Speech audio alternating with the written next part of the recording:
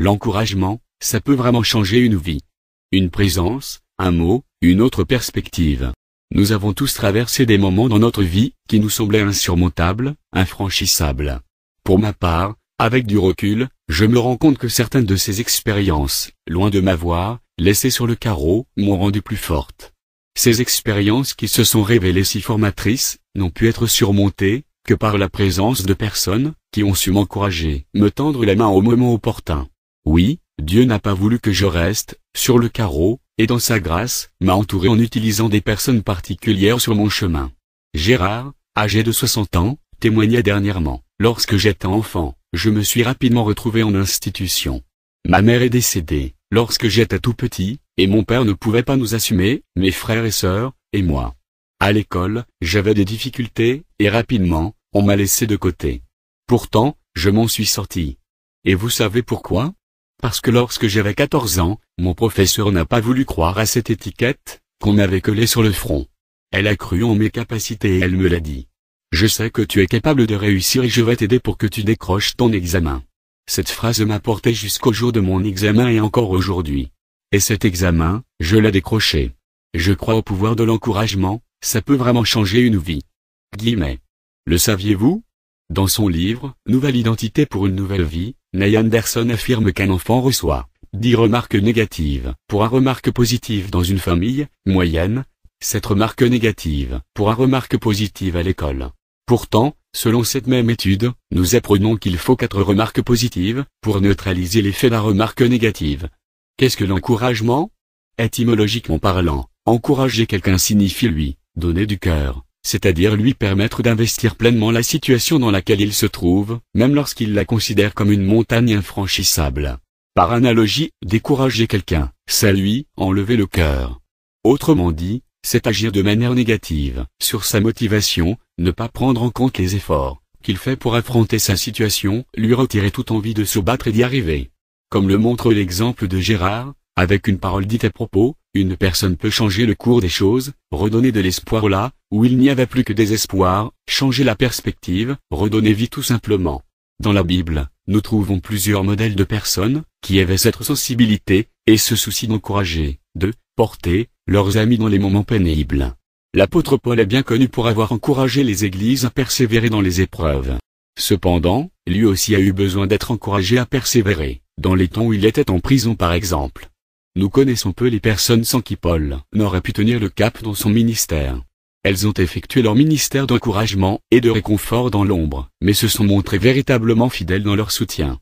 Prenons par exemple le cas d'Onésiphore, dont parle Paul dans 2 Timothée 1.16-18. Par contre, Onésiphore m'a souvent réconforté. Que le Seigneur fasse sentir sa bonté à toute sa famille. Lui, du moins, n'a pas honte de me rendre visite en prison. Dès son arrivée à Rome, il s'est mis activement à ma recherche, il n'a reculé devant aucune fatigue, aussi a-t-il fini par me découvrir. Que le Seigneur lui donne d'avoir part à la bonté de Dieu au jour du jugement. Tu sais mieux que personne combien de services il m'a rendu à Éphèse. Encourager et soutenir quelqu'un n'est pas un acte anodin, ni dans la portée de cet acte, ni dans l'effort nécessaire à fournir dans ce but. Comme Paul le reconnaît, Onésiphore n'a pas regardé à son propre intérêt, ni à sa propre fatigue. Il s'est mis activement à ma recherche. À l'époque, pas d'internet, pas de téléphone portable, pour se fixer un RDV, et se retrouver un moment. Onésiphore était déterminé à soutenir Paul dans toutes ses afflictions, et à passer du temps à le rechercher pour lui témoigner son affection, et se mettre à son service. Réconforter Paul était sa priorité, peu importe ce qu'il lui en coûtait et ce qu'il risquait d'y perdre pour lui-même. Il avait un intérêt véritable, et authentique pour son ami. Onésiphore n'a pas attendu que Paul le contacte et fasse appel à lui. Il est allé à sa recherche. Il savait au vu des circonstances, que son ami aurait besoin de réconfort. Il savait au plus profond de lui qu'il ne faut pas forcément attendre qu'un ami dans le besoin nous contacte. Il nous faut faire le premier pas, appeler, proposer une visite, prier pour lui, aller au-devant de lui. Les occasions sont nombreuses. Comme le dit Barbara Johnson, les occasions de rafraîchir et encourager les autres sont multiples. Vous connaissez sûrement quelqu'un qui est, dans une situation nouvelle, un nouveau travail par exemple, fatigué et lassé de tout, seul, et émerveillé si quelqu'un prenait soin de lui, en train de vivre une déception et découragé, craintif pour son avenir, en raison d'une santé fragile, d'un emploi incertain ou de bien d'autres facteurs, dans le stress, sous pression ou dans la souffrance. Si un nom, un visage vous vient subitement à l'esprit, arrêtez, réfléchissez comment vous pouvez être un onésphore pour cette personne dans les prochains jours, voire dans les prochaines minutes. En tant que chrétiens, nous sommes tous appelés à nous encourager les uns les autres, quels que soient nos dons ou notre formation. Aujourd'hui, Dieu se sert de son corps pour manifester son amour et son soutien à ceux qui passent par le découragement. Et son corps est composé de tous ceux qui ont accepté Jésus comme leur sauveur. Jésus est la tête du corps, et chacun de nous est un membre de son corps, avec un rôle et une fonction bien particulière. Aujourd'hui, Dieu veut nous utiliser pour encourager ceux qui sont plus fragiles, qui ont besoin d'aide, qui ont besoin d'espoir. Sommes-nous prêts à relever ce défi? Nous avons le pouvoir d'exercer une influence sur la vie de ceux qui nous entourent par nos paroles. Cette influence peut être constructive tout comme destructrice. En effet, la Bible l'affirme, la mort et la vie sont au pouvoir de la langue, Proverbe 18.21. Les mots peuvent transpercer, blesser, mais ils peuvent aussi apaiser. Ils peuvent même faire bifurquer une vie d'une mauvaise direction vers une bonne voie, comme peut en témoigner Gérard aujourd'hui.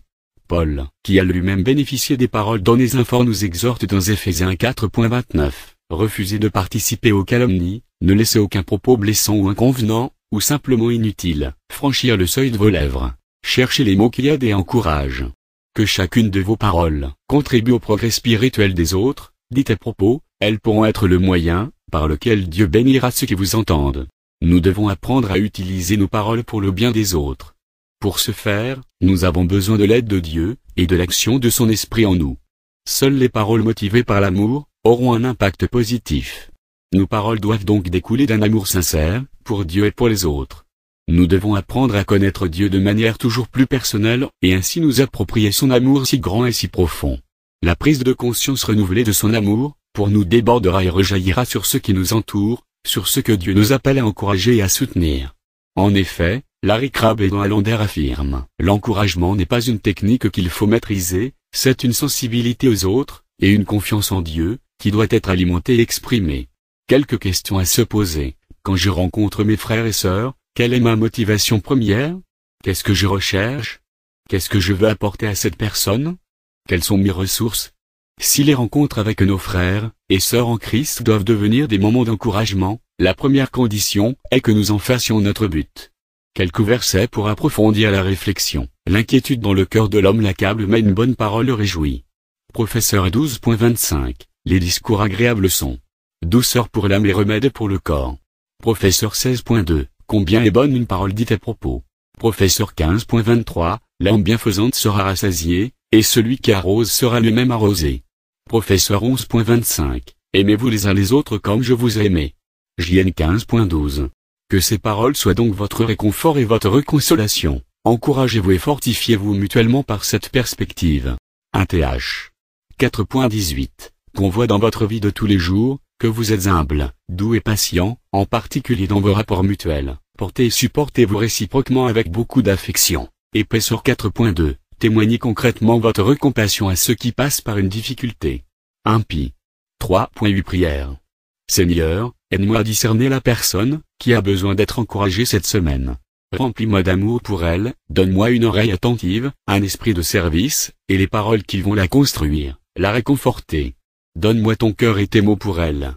Aide-moi à la voir avec ton regard, à la comprendre avec ton cœur. Merci parce que tu veux m'utiliser pour lui révéler ton cœur de père.